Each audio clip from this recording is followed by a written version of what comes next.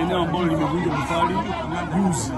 Kwa bahati mbaya wamevunja matofali, wamevunja ukuta wa mtu, lakini wameiba matofali wameuza.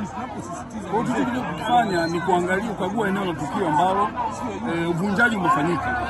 Na hili ni block K, kuna block J na block K.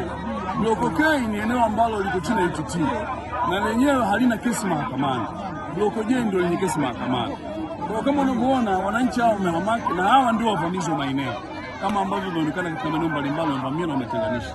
Kwa hiyo hofu yao ni kwamba wanafikiri polisi tumekuja kuvunja vibanda vyao walivyovamia.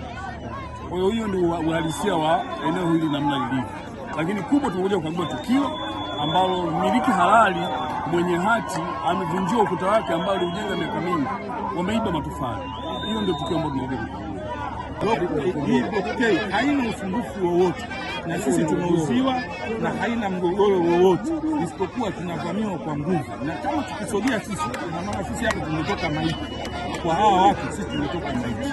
Kwa hiyo ndio maana tumekuja kuiomba serikali ili angalau ije itatue hii changamoto, lakini mbali ya kuwa serikali iko hapa, hawa watu hawaheshimu hata serikali, yani ndipo hapa sisi tulipofika. Kwa hiyo sisi tunamshukuru kamanda kwa ifiki yake na kwa muda wake, tena namshukuru sana kuja kukagua tukio na kujiridhisha kwamba nini kilichopo.